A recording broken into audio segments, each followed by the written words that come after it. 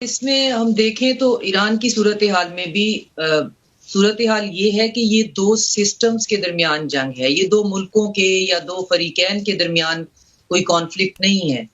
ये दो सिस्टम हैं जिनके दरमियान जो है वो जंग है। इसीलिए मैं कह रही हूँ कि इसकी फतह और शिकस्त जो है वो डिसाइसिव होनी चाहिए ताकि ये मसला जो है वो एक ही दफा हल हो, क्योंकि अगर इसके अंदर एम्बिग्विटी रहेगी तो हम इसी तरह इसी अजाब के अंदर मुब्तला रहेंगे। हमें नहीं पता होगा कि हमें ओल्ड वर्ल्ड ऑर्डर के साथ चिपके रहना है या नए उफक पे उभरते हुए किसी सिस्टम का जो है वो हिस्सा बनना है जो हक और सच की बुनियाद पे होगा।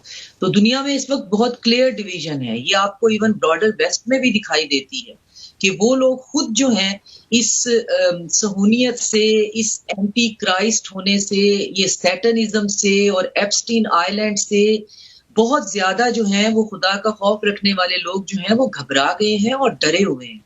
ये हक और बातिल की लड़ाई है। इसके अंदर कोई ये चीज नहीं है कि दरमियान में कोई समझौता हो जाएगा। हक और बातिल में कभी समझौता नहीं होता। एक ही चीज है जो उनमें नहीं होती, वो है समझौता। उनके दरमियान कभी हक जो है वो गालिब आता है और कभी बातिल। और इसमें इनको ये जो जंगे करने वाले और इसको इंजीनियर करने वाले हैं वो इन चीजों को समझते नहीं है। ना उन्होंने हिस्ट्री पढ़ी है, मजहब से उनका लेना देना नहीं है, वो तो वैसे ही शैतान हैं। और साथ में ये कि फिलॉसफी जो है, फिलोसॉफिकल आइडियाज जो है वो कैपिटलिस्ट माइंडसेट का हिस्सा बन नहीं सकते।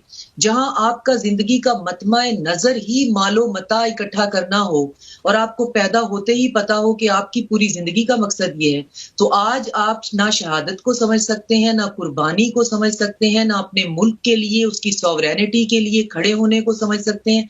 आपको ये हैरान कर देने वाली बातें लगती हैं कि ये कौन लोग हैं। ना इनके अंदर हिर्स है, ना लालच है, ना बुग़्ज़ है, ना ही इनके अंदर, ना ये हमसे किसी भी चीज के से मरऊब होते हैं। ये एक अपने रास्ते पे हैं और मरे चले जा रहे हैं, मरे चले जा रहे हैं।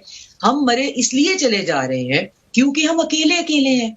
अगर हम सब इकट्ठे हो जाएं तो बात तो हम हक की कर रहे हैं। हम कोई ऐसी बात नहीं कर रहे कि जो दुनिया को गलत लगे या खराब लगे। हम ये कह रहे हैं कि पुराना जो सिस्टम है, world order, second world war के बाद जो बनाया गया, उसने एक वादा किया कि दुनिया में दोबारा हॉलोकॉस्ट जैसा कत्लेआम नहीं होगा, इंसानियत का इतना बड़ा कत्लेआम नहीं होगा। तो हमने ये देखा कि उसके अंदर तो बहुत दरारें हैं। वो हॉलोकॉस्ट कराने वाले उन्हीं मेजों पर बैठकर दुनिया का एक नया वर्ल्ड ऑर्डर बना रहे थे। उस वर्ल्ड ऑर्डर को उन्होंने रिलेटिव और सब्जेक्टिव कर दिया। ह्यूमैनिटी भी रिलेटिव है, सब्जेक्टिव भी रिलेटिव है, सच भी रिलेटिव है, झूठ भी रिलेटिव है।